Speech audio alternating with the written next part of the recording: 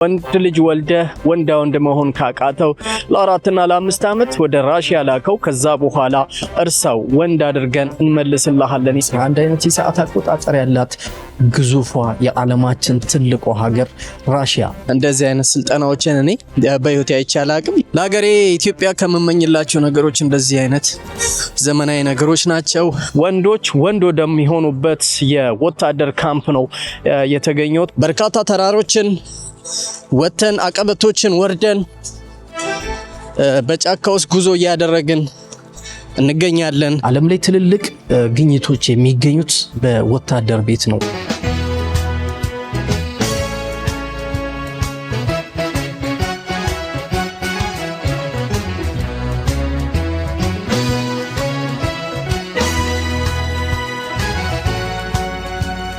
ለ85ኛው የአርበኞች ቀን በሰላምና በጤና አደረሳችሁ ልንላችሁ እንወዳለን። ፕሮግራማችን ቅድሚያ ለኢትዮጵያ ነው። እኔም ደግሞ ጉዞዬን ወደ ራሺያ አድርጌ ያለው በራሺያ ያለኝን ቆይታ በተወሰነ መልኩ ወደ እናንተ ላደርስ ነው ዛሬ ወደ እናንተ የመጣሁት በአባይ ቲቪ ማለት ነው። ስለዚህ በራሺያ ያለኝን ቆይታ በተወሰነ መልኩ አሳያችኋለሁ። ከ11 በላይ የሰዓት አቆጣጠር ያላት የዓለማችን ግዙፏ ትልቋ ገናናዋ ሀገር ራሺያ ሆኜ ነው የተወሰኑ ፕሮግራሞችን ወደ እናንተ የማደርስላችሁ። እንግዲህ ስለ ጉዞ የዛወራ ከዚህ መጀመሪያ ወደ ግብጽ፣ ከግብጽ ደግሞ ወደ ቱርክ ኢስታንቡል፣ ከኢስታንቡል ደግሞ ወደ ራሺያ ሞስኮ ነበር የተጓዝኩት። የተወሰነ አድካሚ ጉዞ ነበረው። ከዛ ከሞስኮ ከገባው በኋላ ከሞስኮ ከአንድ ቀን መዋልና ማደር በኋላ ዶኔስክ ክሪሚያ ነበር የተጓዝኩት። እንግዲህ ለጠቅላላ እውቀት ክሪሚያ ሪጅን ናት። ዶኔስክ፣ ማሪያፖል፣ ያልታ የሚባሉ ትልልቅ ከተሞች ደግሞ በክሪሚያ ውስጥ በክሪሚያ ሪጅን ውስጥ አሉ። ስለዚህ ቀድሜ የሄድኩባት ቦታ እኔ ዶኔስክ ትባላለች። ብዙ ጊዜ በኢትዮጵያውያን ጋዜጠኞች በዩክሬንና በራሺያ መካከል በሚደረገው ጦርነት መካከል እነኚህ ስሞች በጣም በዜና ባለሙያዎቻችን አንደበት ከሚጠሩ ቦታዎች መካከል ናቸው። ዶኔስክ፣ እነዚህ እነ ክሪሚያ ያው ሪጅኗ ናት። ሌሎች ቦታዎች በጣም በተደጋጋሚ በጋዜጠኞች አንደበት ሲጠሩ እንሰማለን። ከራሺያ ዋና ከተማ ወደ ዶኔስክ ሲጓዝ 22 ሰዓት ፈጅቶብኛል እንዳልኳችሁ። ከዛ በኋላ ወደ ካምፕ ነው የገባሁት። የካምፑን ቆይታዬን ደግሞ በተወሰነ መልኩ አጋራችኋለሁ። ወደ ካምፕ ከመሄዳችን በፊት ግን ዶኔስክ ከተማው ላይ በራሱ ለወታደሮቻቸው የሚሰጡትን ክብር ትልቅ በጣም ግዙፍ ሙዚየም ገንብተው እሱንም አስጎብኝተውኛል። ለሱን ደግሞ ይሄ ዛሬ የካምፑን ቆይታዬን ነው በተወሰነ መልኩ ማሳያችሁ። ነገር ግን በዶኔስክ በከተማቸው በዶኔስክና እንዲሁም ደግሞ በዋና ከተማቸው ከዶኔስክ መልስ ደግሞ ወደ ሞስኮ ባደረኩት ጉዞ ትልቁን የራሺያን የወታደሮቿን ታሪክ የሚዘክረውን ሙዚየም ደግሞ በሞስኮም እንደዚሁ ጎብኝቻለሁ። ዶኔስክም ሞስኮም ሁለት ሙዚየሞችን ጎብኝቻለሁ። ለወታደሮቻቸው የሚሰጡት ክብር የተለየና የተለየ እንደሆነ ለመታዘብ ችያለሁ። እነሱን ደግሞ በሚቀጥለው ሳምንት በተወሰነ መልኩ ልነግራችሁ እወዳለሁ። ነገር ግን ወደ ዶኔስክ የወታደሮች ማሰልጠኛ ካምፕ ስመለስ ደግሞ የተወሰኑ ቆይታዎችን በዛ አድርገናል። እንግዲህ እዛ ያለው ቆይታችን ደግሞ ምን ይመስላል ወደ እናንተ የማደርስ ይሆናል።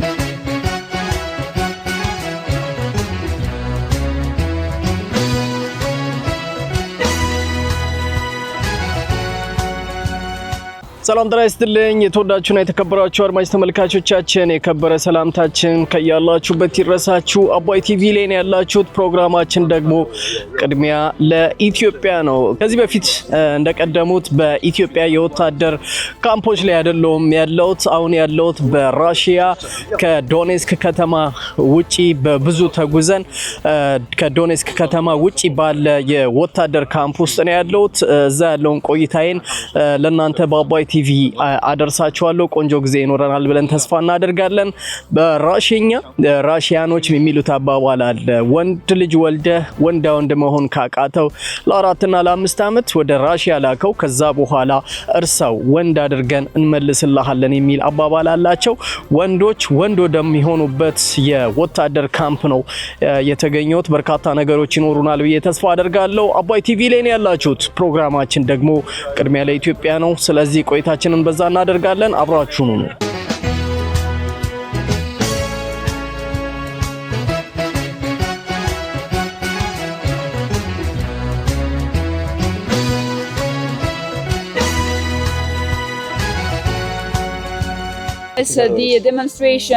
ላይ እየተጠቀምን ያለነው 338 ነው።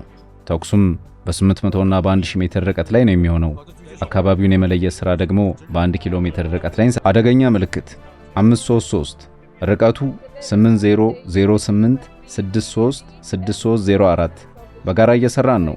እየተከታተልን ነው። ኢላማው መመታቱን ሰምተናል። ተኳሾቹ ስራቸውን እየሰሩ ነው።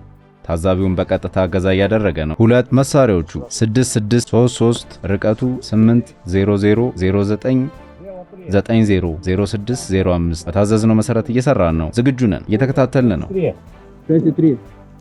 ኤር ተኳሾቹ ቡድን መሪ ስለሚጠቀሙበት ሲስተም፣ ስለ ጥይት አይነቶች፣ ካሊበር፣ ስለ ርቀቱና ስለ ኢላማዎቹ ለሚናሱ ጥያቄዎች መልስ ይሰጣል። ጥያቄ ያለው አለ? ተኳሽ ካሊበሩ ይሄውልህ። ካሊበር 38 ነው። የታጠቀውም በ308 308 37 5400 3337 ነው። ጥሩ ነው። እንደ ስራው አይነት እስከ 2 ኪሎ ሜትር ርቀት ድረስ መተኮስ ይችላል። ኢላማው ላይ እንደተተኮሰ ወዲያውኑ ተኳሾቹ ዕቃቸውን ይሰበስባሉ። ምንም አይነት አሻራ እንዳይኖር የተተኮሱ ቀፎችን ሳይቀር ለቅመው ቦታውን ይለቃሉ።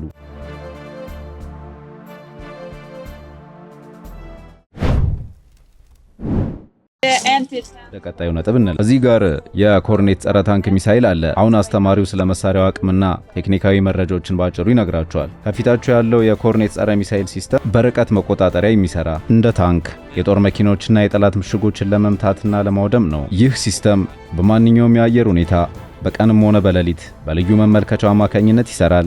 ሚሳኤሎቹ እስከ 1300 ሚሜ ውፍረት ያለውን የታንክ ብረትና እስከ 3.5 ሜትር የሚደርስ ኮንክሪት ሰንጥቀው መግባት ይችላሉ።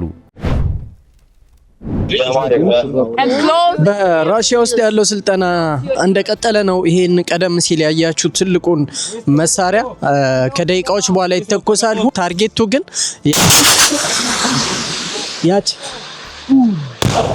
ያቺ መኪና ናት። ታርጌቱ የተተኮሰው መሳሪያ ታርጌቱን እዛ መኪና ላይ ነው ያደረጉት። አንድ ተተኮሰ። በአንድ ቶክስ ነው መኪናዋን ዳሜጅ ያደረጋት። ከባድ መሳሪያ ነው። እንግዲህ በራሽያ ውስጥ ያለው የውትድርና ማሰልጠኛ ይህንን ይመስላል። ወደ ሌሎች ፓርቶች ነው የምንሄደው።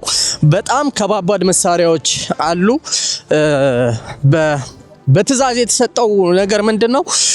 ወታደሮቹ ከሚያዘዋቸው ነገር ውጪ መንካትም ምንም ማድረግም አችሉም የሚሉ ሐሳቦችን ሰጥተውናል። ያውኑን ታርጌት አይቻችኋል። ስናይፐሩን፣ ከባድ መሳሪያውን፣ ሌሎችንም አይታችኋል። በመቀጠል ደግሞ ሌላ ነገር እናያለን። በራሽያ ካምፕ ያለኝ ቆይታ ቆንጆ ይመስላል። በጣም አሪፍ ነው። አሁን ደግሞ ሌላ መሳሪያ ነው። ይሄ ደግሞ እኔ አይቻቸው ማላቃቸው መሳሪያዎች ናቸው እየሆኑ ያሉት። ልምምት የሚሰሩት ሁሉ መኪና ቆመው ነው። ከተራራ ማዶ ከባድ መሳሪያ ቆማሉ። ከዛ በኋላ መኪናቸውን ያደርጉና መኪናውን ምቱት ይባላሉና እንደዚህ አይነት ስልጠናዎችን እኔ በህይወቴ አይቼ አላቅም። ለማንኛውም አሁን የማሳያችሁ መሳሪያ ደግሞ ሌላ ነው። በራሽያ ካምፖች ላይ ነው ልምምድ እየተደረገ ያለው። ከባባድ መሳሪያዎችን ይጠቀማሉ።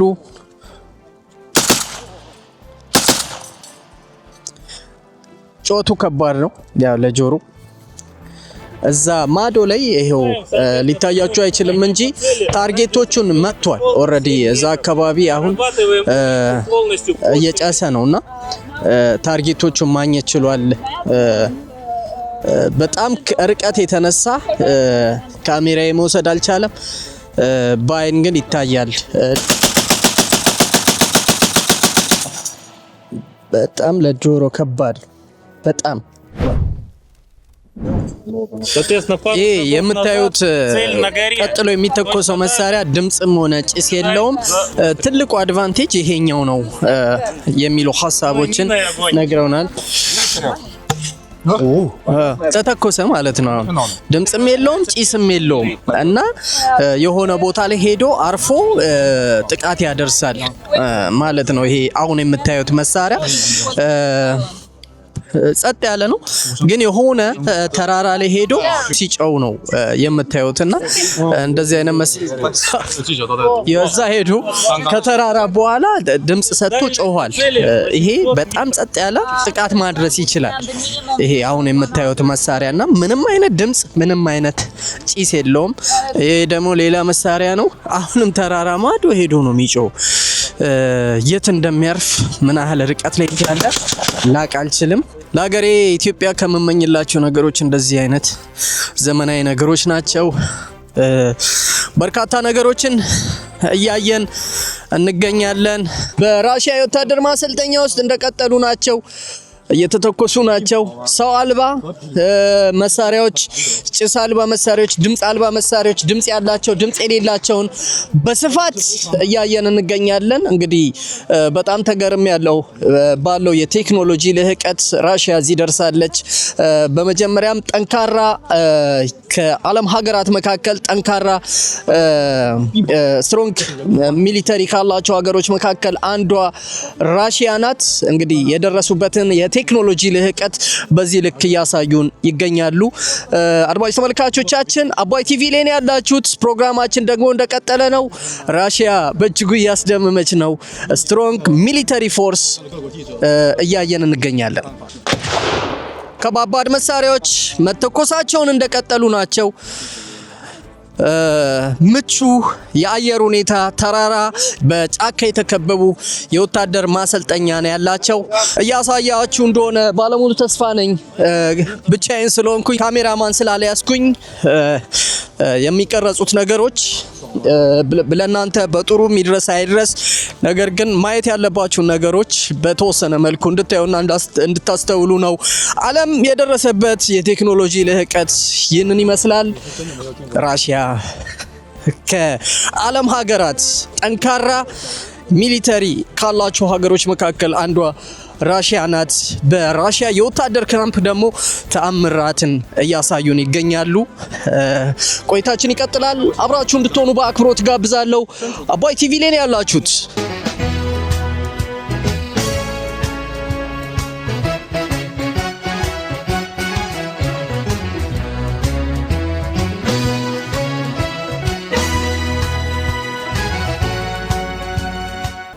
እንደምታዩት ምሽጎቻቸው፣ እቃዎቻቸው እነኚህን ይመስላሉ። በጣም ትንሽ ነገር ነው እየጣል የሄደው። ነገር ግን በምታዩት መልኩ አፈንድቶታል። ትንንሽ ነገሮችን ውሃ ውስጥ አለ። ውሃ ውስጥ የጣላቸው ትንንሽ ነገሮች ናቸው። የጣለው በጣም ትንንሽ ነገር ነው ውሃ ውስጥ። ነገር ግን ጥቃት ሲያደርሱ ደግሞ ከባድ ናቸው። አሁን ጠጠር የምታካክል ነገሮችን ነው ውሃ ውስጥ ሲጥል ያየ ነው። ነገር ግን የፍንዳታቸውና ደግሞ ሲያናውጡት፣ መሬቱን ሲያናውጡት፣ ውሃውን ሲበትኑት አይተናል። ድልድይ እየተሻገርን ነው። የራሺያ ወታደሮች በቶክስ ላይ በጣም ትንንሽ ነገር ይጥላል። እዚህ ጋር ግን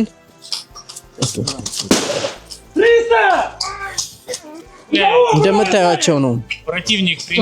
ጭስ ይበትናሉ። አዛዣቸው እዚህ ያዛቸዋል፣ ይተኩሳሉ። ልምምዳቸው ይህንን ይመስላል። በራሺያ ካምፕ ቶክስ ላይ ናቸው። We will provide this guy with the all medical care and then evacuate. እዚህ ጋር ደግሞ የሕክምና እርዳታ እየሰጠው ነው። ለተጎዳው ጓደኛው የሕክምና እርዳታ ሰጠው፣ አስነሳው፣ ሲሸከመው እያየን ነው ወደ ይዞት ሲወጣ። ቀደም ሲል እንዳሳየዋችሁ እዛ ጋር ያወጡትን ወይም ፈርስት ኢመርጀንሲ እየሰጡት ይገኛሉ ለተመታው ጓደኛቸው ማለት ነው። ስልጠናቸው ላይ ሰው ሲመታ እንዴት ማውጣት እንደሚቻል፣ ቀጥሎ ደግሞ ጠላትን እንዴት መከላከል እንደሚቻል የሚያሳዩ ስልጠናዎችን ነው እያየን ያለ ነው። እዚህ ጋር እንደምታዩት ያው ተኩስ ላይ ነው፣ መሽገው ሲተኩሱ ያሳያሉ። ጉዟችን እንደቀጠለ ነው። በርካታ ተራሮችን ወተን አቀበቶችን ወርደን በጫካ ውስጥ ጉዞ እያደረግን እንገኛለን። የምንጓዛቸው ቦታዎች ደግሞ እነሱ ለተለያዩ ስልጠናዎች የሚጠቀሙባቸው ወታደር ካምፖች ናቸው። የለበስኩት ልብስ በራሱ ቡሌት ፕሩፉ በጣም ትከሻ ይወልቃል። ኮፍያው በራሱ በጣም ከባድ ነው። እነኚህ ተጨምሮ ደግሞ በርካታ ተራሮችን መውጣት፣ የተለያዩ ጫካዎችን ማቋረጥ ከባድ ነው። ስለዚህ ቆንጆ ጊዜያቶችን በራሺያ እያሳለፍን እንገኛለን። አብራችሁ እንድትሆኑ አሁን በአክብሮት ጋብዛለሁ። ሌላ ቦታ ላይ ደርሰናል አሁን።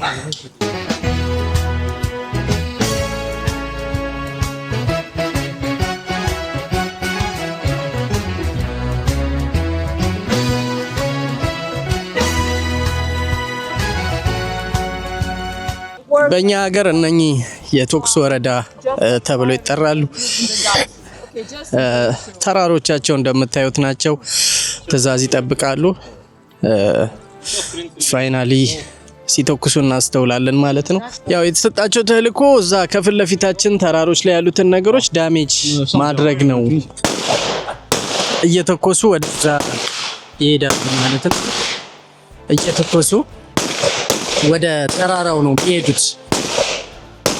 አሁን ተኩሶቹ እየሰማችሁ እንደሆነ ባለሙሉ ተስፋ እዛ ድረስ ነው ተኩስ እየተኮሱ እዛ ድረስ ነው የሚሄዱት። ከፊት ለፊት ተራራ አለ። ተራራው ላይ ደግሞ የጠላት ወረዳ ነው። ስለዚህ እዛ ያሉትን ነገሮች እየተቀያየሩ እንደምታዩት ተራራው ላይ ዳሜጅ ያደርጋሉ። እንደዚህ አይነት ተኩሶችን እንደ ፊልድ ማርሻል ብርሃኑ ጁላ ባሉበት ባለፈው ብላቴ የሰለጠኑ የኢትዮጵያ ኮማንዶች ሲታይ ነበር።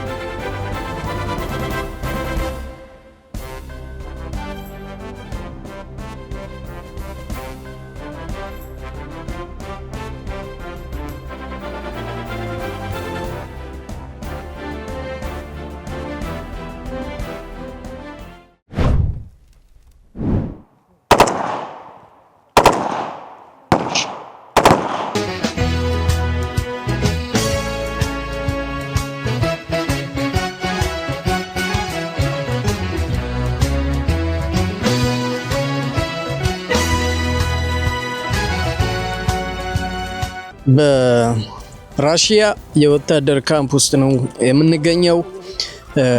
የተለያዩ የልምምድ ስራዎችን ካየን በኋላ ምግብ ለመብላት እጃችንን ልንታጠብ ነው።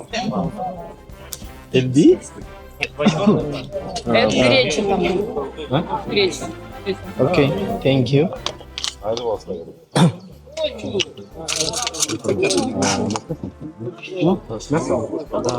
ቆይታችን እንደቀጠለ ነው። አሁን ደግሞ ምግብ እየወሰድን ነው። ካምፕ ውስጥ ተገኝተን ምግብ ልንበላ ነው።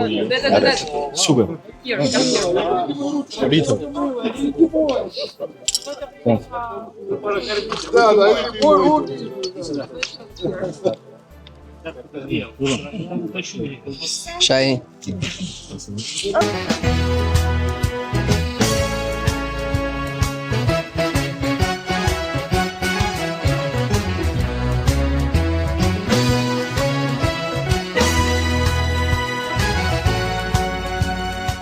ቀደም ሲል እንደነገርኳችሁ አሁን የምገኘው በራሺያ የወታደር ካምፕ ውስጥ ነው። ከዶኔስክ በረጅም ርቀት ወጥተን በራሺያ የወታደር ካምፕ ውስጥ እንገኛለን። እዛ ደግሞ ከራሺያ ወታደሮች ውጪ ያገኘናቸው የዩክሬን የቀድሞ ወታደሮች አሉ፣ ከኋላ የምትመለከቷቸው ማለት ነው። እነሱ ደግሞ የራሺያን የውትድርና ህይወት ተቀላቅለው ዩክሬን ከድተው ማለት ነው ወደ ራሺያ የውትድርና ህይወት ተቀላቅለው ራሺያን በማገልገል ላይ ይገኛሉ። ከሚሉት ነገሮች መካከል ጦርነቱ በቅርብ ያበቃል፣ ጦርነቱ ሲያበቃ ደግሞ በዩክሬን የሚገኙትን ቤተሰቦቻችንን አንጥተን ማገልገል የምንፈልገው ራሺያውያኖችን ብቻ ነው። ጦርነቱ ሲያበቃ ግን ሄደን እናመጣቸዋለን ቤተሰቦቻችን። ከዛን በኋላም ራሺያን ነው ማገልገል የምንፈልገው የሚሉ ሐሳቦችን ሰጥተዋል። የትኛውም ሰው ስለ ቤተሰቦቻቸው እንዲጠይቅ አይፈቀድለትም። ከዛ ውጪ ግን የትኛውንም ጥያቄ ቢጠየቁ ይመልሳሉ እነዚህ ዩክሬናውያን ወታደሮች ማለት ነው። አሁን ግን ወደ ራሺያ የውትድርና ህይወት ተቀላቅለው በርካታ ነገሮችን ለራሺያ በውትድርና በማገልገል ላይ ይገኛሉ። ራሺያን ወታደሮች በስንገናኛቸው ምግብም ውሃም ሰጡን። ከዛ በኋላ እንክብካቤዎችን አደረጉልን። በእምነትም መሳሪያዎችን አስታጥቀውናል። አሁን በማገልገል ላይ የምንገኘው ደግሞ ራሺያን ነው ሲሉ ተደምጠዋል ማለት ነው። ስለዚህ የታጠቁትንም የያዙትንም መሳሪያዎች በጥቂቱ ለናንተ ላሳያችሁ። እንደውም አሁን የታዘብኩት ነገር ምንድነው የራሺያ ወታደሮች መሳሪያ አልያዙም፣ የዩክሬናውያኖቹ ግን ሙሉ ለሙሉ ታጥቀዋል። አሁን ያለነው ልምምድ ቦታ ሳይሆን በራሺያና በዩክሬን መካከል የሚደረገውን ጦርነት በክሪሚያ ተገኝተን ከራሺያ ወታደር አንደበት በጥቂቱ ጀግና የተባሉት የዩክሬን ወታደሮች በጦር ሜዳ ጥላውት ፈረጠጡ። አሁን ደግሞ እኛን እየጠበቀችን ነው። በተባበሩት ኤሚሬትስም ቢሆን ያ ዩክሬናዊ ነው። ለሁሉም ነገር የሚከፍለው ዩክሬናዊ ነው። ምኑን መቅረጽ ይቻላል? መኪናዋን መቅረጽ ትችላለህ። እኔንም ሆነ ተዋጊዎችን መቅረጽ ትችላለህ። በመርህ ደረጃ ሁሉንም መቅረጽ ይቻላል፣ የሚቻለውንም የማይቻለውን። በዚህ ቦታ ላይ ከትንሽ መጋዘናችን ውጪ ያን ያህል የሚስብ ነገር የለም። እያለፈ ነው። ለዛ ነው እዚህ የመጣ ነው። ከኮረብቶቹ መሃል መደበቅ ጀምረዋል። ከበረሩ ግን ሁሉም ወደዚያ ይሄዱ። ወዴት? እዛ ምን አለ? ያኛው ወደ መጋዘኑ አንጋሩን የሚወስደው። እየተደበደቡና እየተዘረፉ ነው። ሌላስ ምን አለ? ምንም የለም። መጠየቅ ይፈልጋሉ። ስለ ፖለቲካ ሳይሆን ርቀቱ ምን ያህል ነው? ከየት ነው የሚመጡት? ኦኬ፣ አመሰግናለሁ። ይሄኛው እንዲህ ነው። ብዙ ቋንቋ ስላለን ነገሩን ከበድ ያደርገዋል። ለምን ይመስላል? ከዩክሬን ግዛት የሚነሱ የጠላት ድሮኖች ርቀት የሚጨምረው እቃዎቹ ዩክሬን ውስጥ ሳይሆን አውሮፓ ውስጥ ስለሚገጣጠሙ ነው። በውጭ ሀገር እቃዎች ነው የሚሰሩት። ፋብሪካዎቹ ዩክሬን ውስጥ ቢሆኑ በኔቶ እርዳታ እስከ 1200 ኪሎ ሜትር ዘልቀው የመግባት አቅም አላቸው። ድሮኖቹ ዩክሬን በነበርኩበት ጊዜ ስለዚህ ነገር አጥንቼ ነበር። አሁን ጥያቄ የለም። የድሮኖቹ መጠንና አይነት ምን ይመስላል? ከትንንሽ ማታለያዎች ጀምሮ ከ4 እስከ 60 ኪሎ ሜትር የሚፈነዳ ነገር የሚሸከሙ።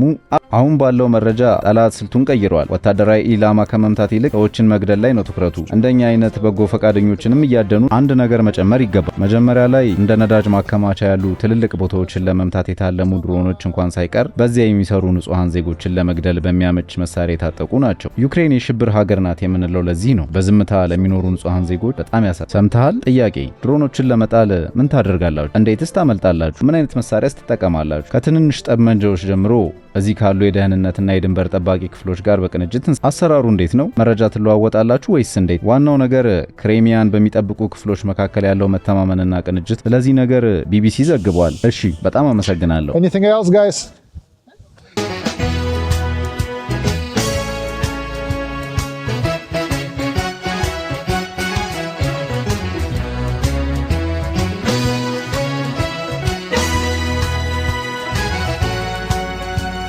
ከ30 ሚሊዮን ያላነሰ ህዝብን ገብረው ሀገራቸውን ነጻ ስላወጡ እነኛን ደግሞ የሚያስቡበትን ትልልቅ ሙዚየሞች በሞስኮና እንዲሁም ደግሞ በዶኔስክ ላይ ገንብተው ሁሉንም አስጎብኝተውኛል። ለሀገሬ ከመመኝላቸው ነገሮች መካከል እንደዚህ አይነት ነገሮች ናቸው።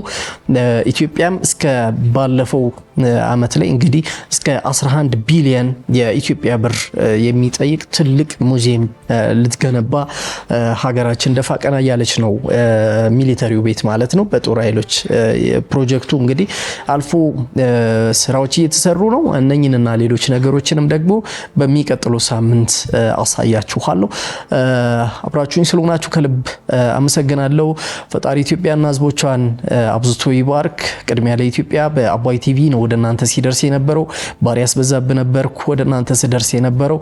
ስለነበረን ቆይታ ከልብ አመሰግናለሁ። በሳምንት የሳምንት ሰው ይበለን። ቻው።